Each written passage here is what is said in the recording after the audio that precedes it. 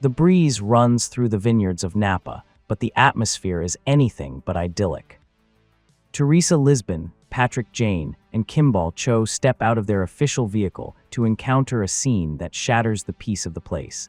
The lifeless body of a young woman has been found at the site. They are greeted there by the local sheriff, Thomas McAllister, a rugged-looking man who watches with curiosity as the CBI agents begin their work. While Lisbon and Cho crouch down to examine the corpse, Jane stays a step back, analyzing not only the body, but the entire environment with the clinical gaze that characterizes him. At first glance, there is a stab wound, but something does not fit. There is not much blood, and the wound does not seem to have been the cause of death. Upon closer inspection, they notice there are no ligature marks on the neck, but the girl's gums are livid and her eyes show small hemorrhages. The diagnosis is clear: asphyxiation. Jane, with his usual carefree tone that sometimes borders on insolence, steps in to say that the girl was from the town and that, strange as it may seem, her death was an accident. According to Patrick, the killer did not intend to kill her, at least not at that moment.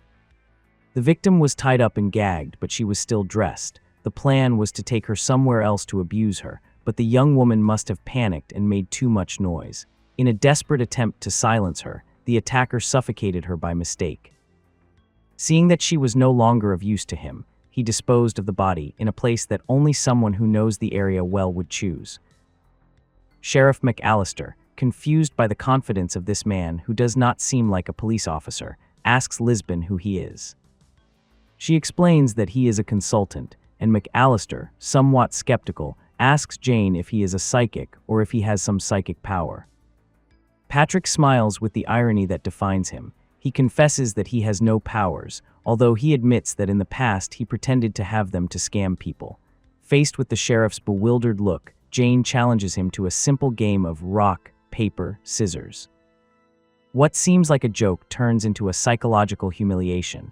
Jane beats him 6 times in a row, predicting each of McAllister's moves before it happens, leaving the sheriff frustrated and speechless before the consultant's evident mental superiority. Shortly after, the team arrives at the house of the victim, Melanie O'Keefe. Her parents, Joe and Mercedes, wait outside with their hearts in their throats until Lisbon confirms the tragedy. While the parents collapse, Jane enters the house and goes to the girl's bedroom, where he finds her younger brother, Frankie. The boy, sitting on his sister's bed, asks him directly if someone killed her. Jane, without filters or false compassion, tells him yes. Meanwhile, outside, the parents reveal that Melanie was an exemplary girl. She worked as a waitress at the Shand Creek Winery restaurant and had just won a scholarship to UCLA. She was so reserved that she had even taken a purity vow. However, inside the bedroom, Jane discovers a different reality. He notices rectangular marks on the walls where posters once hung. Frankie confesses that Melanie took them down after Christmas and that they were photos of famous boys. But the most revealing detail is on the ceiling. Photos taped up forming the letter H. In one of them, Melanie appears with a friend, but someone has been violently torn out of the picture. Before leaving, Frankie asks Jane for a somber favor, to tell him who the killer was as soon as he finds out. Jane agrees, feeling that in the boy's gaze there is something more than simple sadness. There is a desire for revenge that he knows all too well. Back at the offices, the investigation picks up pace. Jane informs Lisbon and Cho that Melanie had a secret lover since Christmas, someone her parents would never have approved of for being too old or perhaps for having a dangerous reputation. The clue is clear. His name begins with H, and that explains why the girl was not wearing her purity ring when they found her. At that moment, Sheriff McAllister provides a key detail. He says he saw a black truck speeding away from the winery on the night of the crime, around 11. The team heads to the Shand Creek Winery restaurant to speak with the owners, Malcolm and Sandra Boatwright. While Lisbon questions the couple, Jane devotes himself to what he does best: observe and provoke. He tastes Malcolm's food and notices that he uses an excessive amount of butter, a detail that for Jane is not minor. It indicates an indulgent and selfish personality. In the kitchen, they witness a small incident where a cook named Randall accidentally burns himself. The tension in the place is palpable. Sandra shows them Melanie's time card, which indicates that she clocked out at 11:25 p.m. But Jane has his eyes on someone else, Raquel, the waitress who appeared in the photo in Melanie's bedroom. Raquel denies being her best friend and claims not to know anything about a boyfriend, but Jane knows she is lying. With Cho's forced complicity, Jane manages to be alone with her. Using a hypnotic and relaxing tone of voice, almost like a whisper, he begins to suggest to the young woman. He tells her to think about him before going to sleep, that she will feel safe, and that the next time she sees him and he says, "Hello," she will feel the need to release all the burden she is carrying and tell him the truth. Raquel tries to act tough and leaves, but the seed of suggestion has already been planted by the mentalist. After searching Melanie's locker, the team finds a small handwritten note with a single word, "Sorry." Jane, seeing the perfect opportunity to pressure the suspects, decides to put on one of his shows. He gathers all the employees and confidently announces that the note was written by the killer. He presents Cho as a handwriting expert and demands that everyone provide a sample of their writing. The plan works immediately. Randall, the cook who had burned himself earlier, cannot withstand the pressure and faints in front of everyone. Already at the sheriff's office, Randall breaks down and confesses. He admits that he wrote the note, but swears that he did not kill her. He explains that he stayed after his shift to try something with her, thinking that since she was a virgin, he had to take the initiative. Melanie rejected him bluntly and left angrily. He wrote the note the next day out of fear that she would report him to the owners of the place. This testimony changes the board. If Randall was with her for 5 or 6 minutes, it means that Melanie was still in the parking lot after 11. She was waiting for someone. Meanwhile, from Sacramento, Van Pelt provides a key piece of the puzzle. She finds a similar case in a database. A woman named Dolores Sanchez was kidnapped at a bus stop and woke up in a motel tied up with duct tape, although she was released without physical harm. The common trait is undeniable. Dolores, like Melanie, was redheaded. Jane begins to build the profile of the predator. He is not an experienced killer, but someone who is just starting, a novice who struggles between his dark impulses and his fear. He kidnapped the first girl to practice, but with Melanie something went wrong. He panicked and killed her accidentally so she would not scream. At that moment, Raquel, the waitress Jane had previously hypnotized, enters the police station with a vacant look. Jane approaches, gently touches her, and says a simple hello. The effect of the suggestion is instantaneous. Breaking her silence, she confesses that Melanie had a secret relationship with Hector Ramirez, a second cousin. He was the person missing from the torn photo, and the H on the ceiling was for him. They had arranged to meet on the night of the crime, but Raquel had said nothing out of fear of Hector's temperamental personality. The police rushed to capture Hector. When they arrive at his house, the young man tries to flee desperately. In a chase sequence through the streets, Hector turns a corner with a machete in his hand, only to find himself face to face with a Patrick Jane who waits for him calmly next to his truck, showing not a hint of fear. Before the suspect can react, Lisbon appears out of nowhere and takes him down with a perfect tackle, disarming him and putting him into custody. However, Hector's interrogation leaves Jane with doubts. Hector admits that he was going to meet her at 11:30 p.m. but that he arrived late, grew impatient, and left. Lisbon is convinced that he is the culprit, especially because the timing in the parking lot is too tight for another attacker to have acted. But Jane keeps staring at the timeline on the board and notices something strange. While Lisbon focuses on the physical evidence, Jane observes Frankie, Melanie's brother, who waits in the lobby with a somber look and a suspiciously heavy backpack. Jane decides to take the boy to a nearby cafe.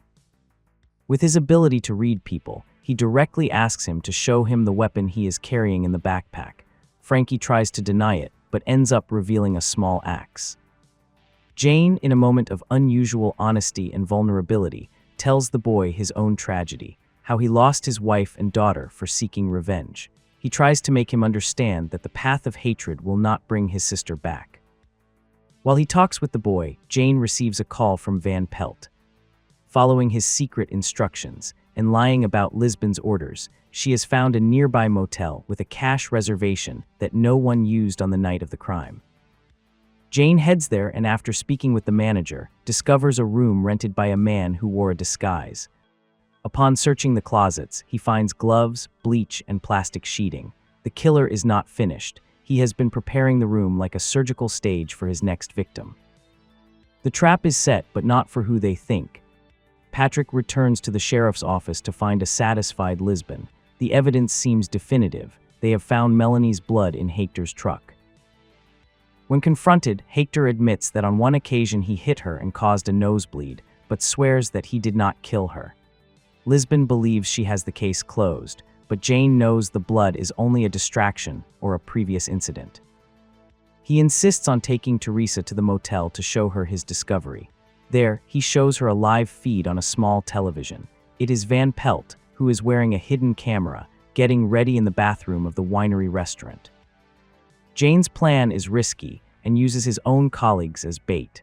He knows that the killer is someone who cannot resist the opportunity to possess a red-headed woman if it is presented to him on a silver platter.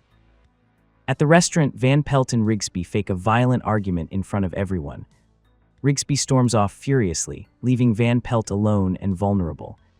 She begins to walk down the dark road, waiting for the predator to take the bait. Suddenly, a patrol car stops. It is Sheriff McAllister.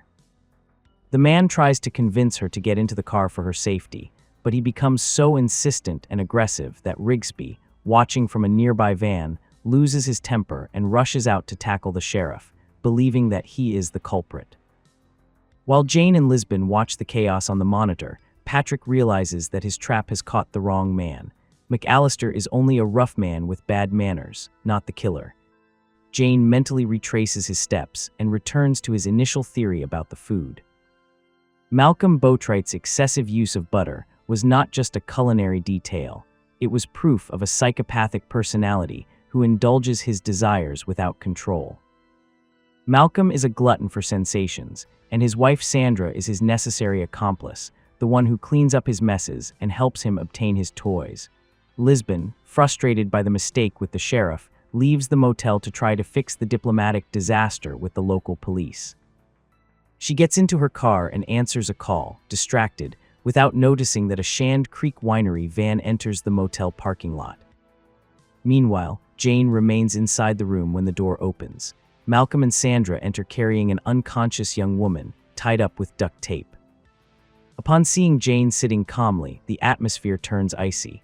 Malcolm pulls out a knife and Sandra points a gun at Jane. Patrick, finding himself cornered and unarmed, uses his only tool, words. He begins to sow doubt between them, reminding them that Malcolm is the one who enjoys the process, while Sandra is the one who takes the risks.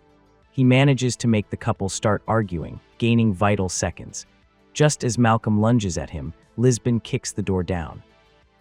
In a moment of pure adrenaline, Teresa shoots Malcolm in the chest, and before Sandra can react, also opens fire on her.